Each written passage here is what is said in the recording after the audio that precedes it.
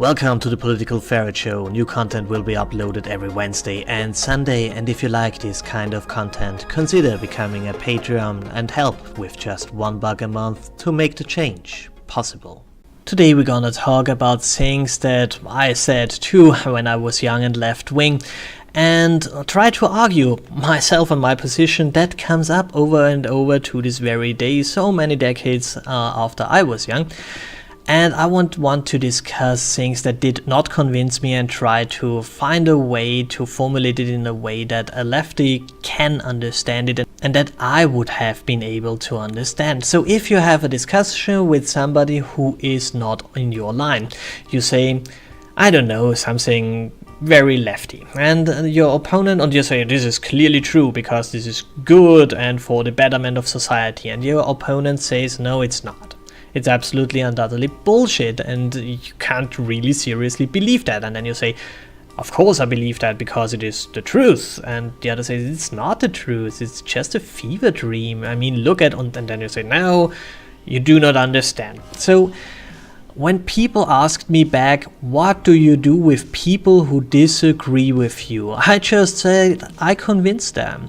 And I thought convincing is that I say as long yes as they then say, well, I go away and ignore you because you're stupid. And then I thought I have won the discussion and I convinced them, which I did not. So the question is therefore, what do you do with people who do not agree with you and will never agree with you, who are unable to be convinced by you?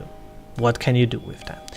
So when you say yes and the other says no, and you say yes and the other says still no, and this will repeat ad infinitum, you have to understand that there are different truths.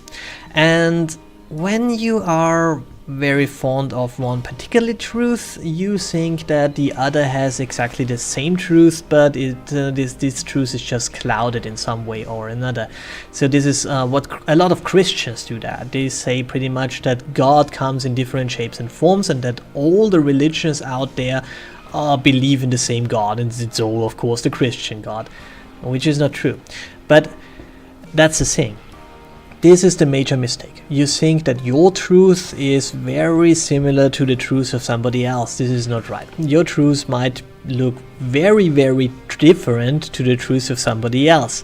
And you can say, okay, there are still similarities. No, there are sometimes not even that. There are sometimes to use a complete different idea of what is true. For example, there are some axioms you have to start with. And one of that is there free will? And if you have the one side who say no, there is no free will, and on the other side, yes, there is free will, you can observe exactly the same thing and come to very, very different conclusions. Still, you observed the same thing.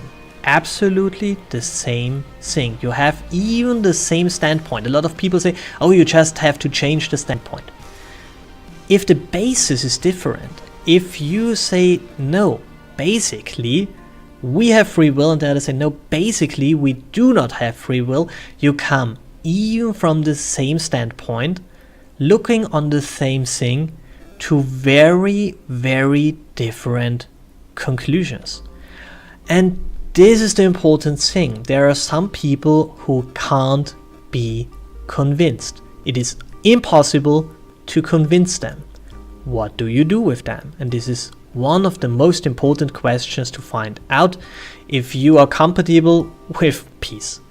Because the only way to achieve peace is either in ignorance. You just go away and say, I do not care what you do whatever you want, I do not fucking care.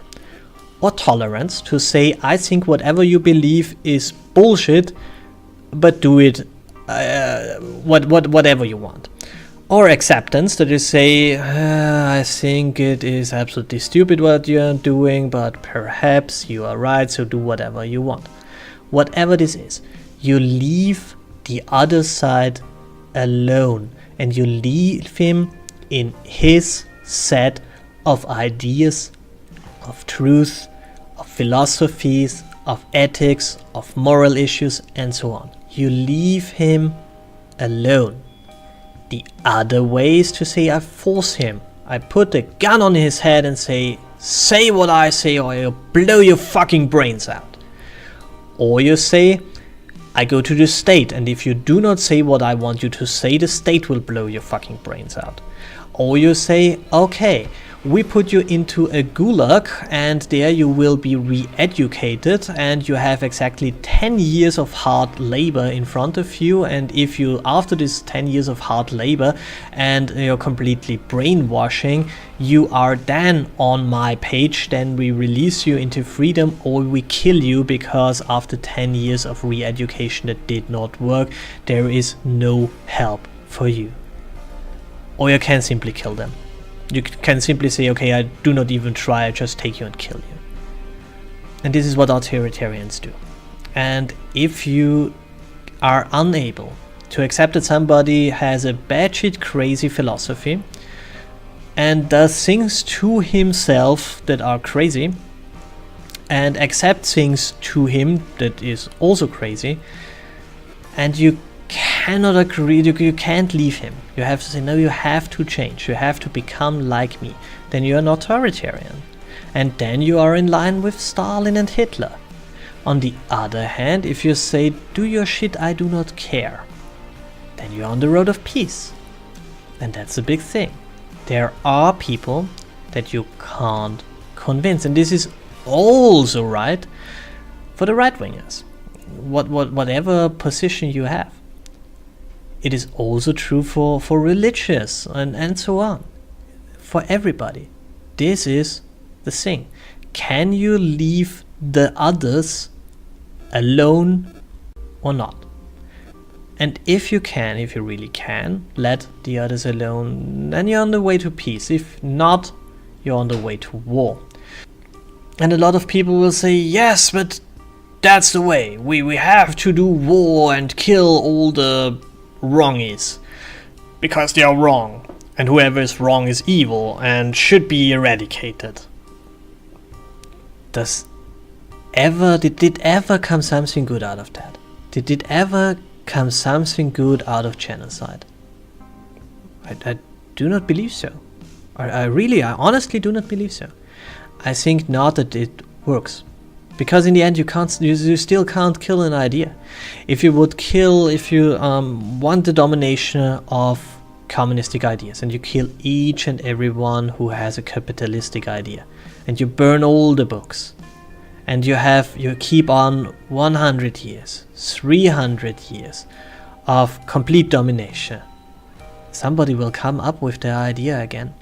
Somebody will come up with a capitalistic idea. Somebody will come up with, say, hey, let's try it that way. Let's try that everybody can say whatever he wants, and if he is successful, then it is his success, and if he's not successful, it is his failure, and the rest of the group has nothing, can't say what he has to do, and will not pay for something if he did stupid decisions. Somebody will come up with that.